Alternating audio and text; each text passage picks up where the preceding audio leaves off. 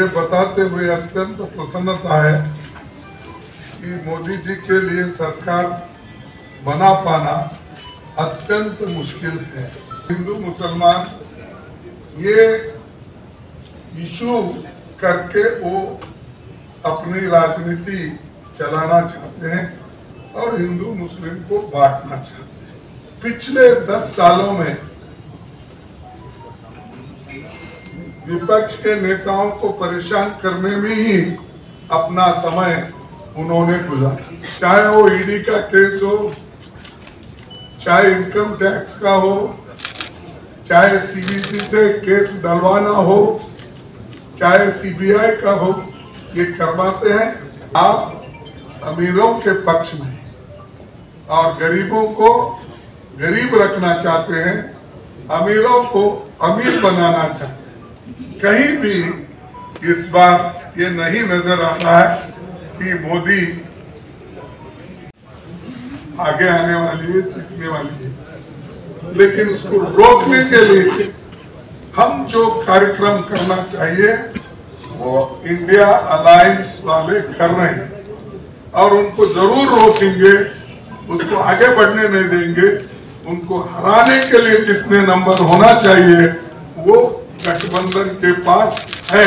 अब तक 3 चरणों में 285 सीटों पर चुनाव हो चुके हैं। आज शाम 5 बजे तक चौथे चरण का चुनाव प्रचार रुक जाएगा और 13 तारीख को 96 सीटों पर मतदान होगा, जिसके बाद कुल 381 लोकसभा सीटों पर चुनाव पूरा हो चुका है। कल मैं तेलंगाना और आंध्र प्रदेश में प्रचार कर रहा था। मुझे बताते हुए अत्यंत प्रसन्नता है कि मोदी जी के लिए सरकार बना पाना अत्यंत मुश्किल है। कल मैं एक तरफ मेरा पब्लिक मीटिंग था और तेलंगाना में उनका भी एक पब्लिक मीटिंग था। वो देखने के बाद ऐसा लग रहा था कि जो वो हमेशा अपनी बात जो रखते थे, बड़े एक अभिमान के साथ बोलने का और गर्व के साथ बोलने का जो था वो उसमें नहीं दिख रहा था। और जो केंद्रीय सत्ताधारी जनता के खिलाफ, बीजेपी के खिलाफ जनता में बहुत बड़ा रोष है। रोष इसलिए है कि बेरोजगारी और जो इन्फ्लेशन है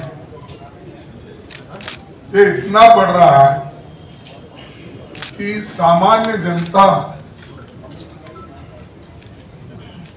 उसमें यानी वो सह नहीं पा सकती, इतना बोझा उसका हो गया है। और इसीलिए सभी लोग परेशान हैं। इन्होंने तो पहले बहुत वायदे किए थे, नौकरियों के वायदे किए थे। अब तो 20 करोड़ नौकरियां देनी थी तो उन्होंने नहीं दी, लेकिन उसके बारे में वो कुछ नहीं बोलते। दूसरी चीज इन्फ्लेशन के बारे में, जो महंगाई के बारे में वो कुछ नहीं बोलते, वो भी अपने भाषण में कहीं भी जिक्र नहीं करते। उसी तरह उन्होंने जो जो वायदे किए थे उन वायदों पे वो कुछ बात नहीं करते।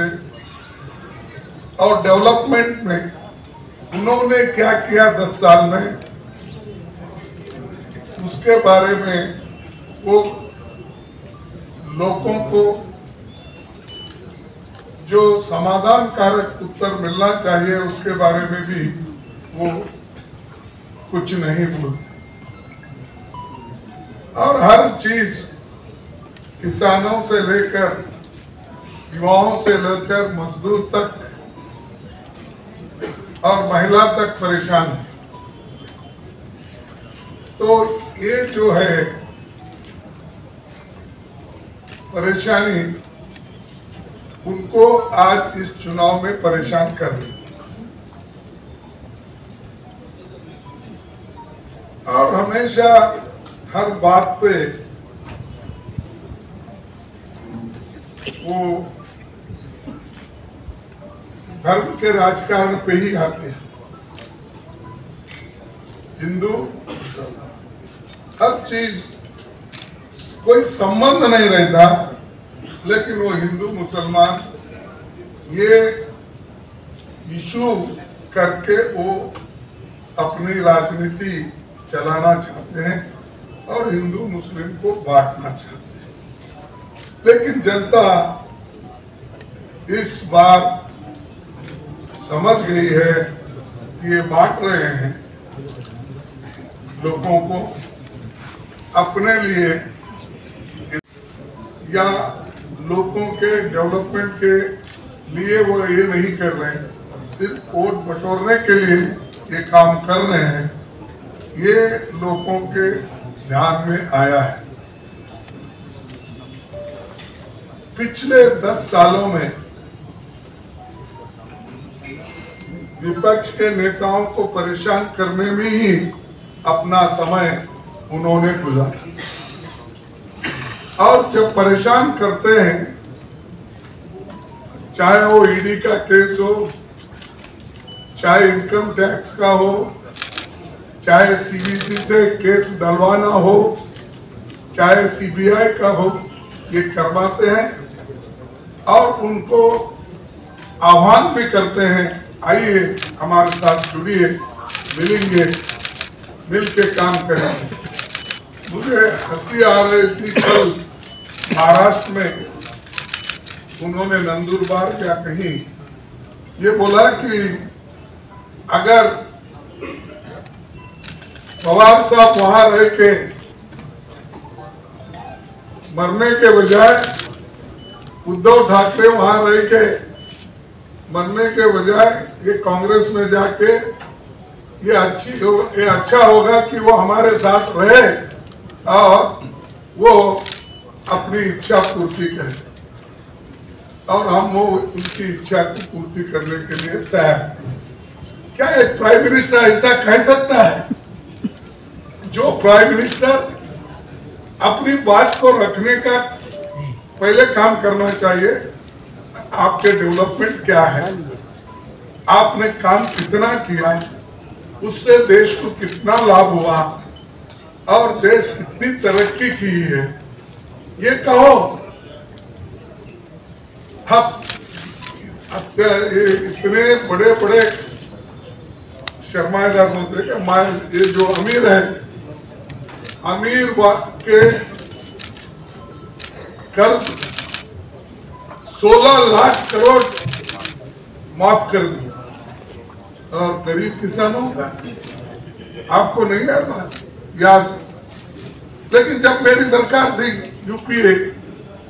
यूपीए में 72,000 करोड़ मनमोहन सिंह जी ने माफ कर दिया। आप क्यों नहीं कर सकते? लेकिन आप अमीरों के पक्ष में और गरीबों को गरीब रखना चाहते हैं, अमीरों को अमीर बनाना चाहते हैं। तो इसलिए दोस्तों मैं ये कहूंगा कि ये जो मोदी सरकार है, ये सिर्फ झूठ बोलने वाली सरकार। 15 लाख की भी बात की, उन्होंने किसी को ला के नहीं दिया। 2-2 करोड़ नौकरियां हर साल, 20 करोड़ नौकरियां, 20 लाख भी नहीं दिया।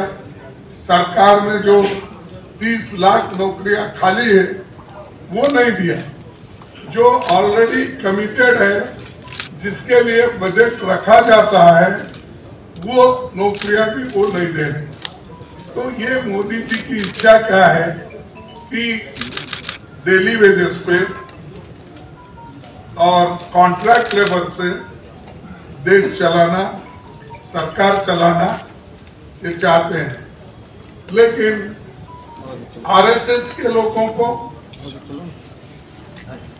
ट्रेनिंग देकर वो केंद्र सरकार के ज्वाइंट सेक्रेटरी के पद पर वो लाते हैं।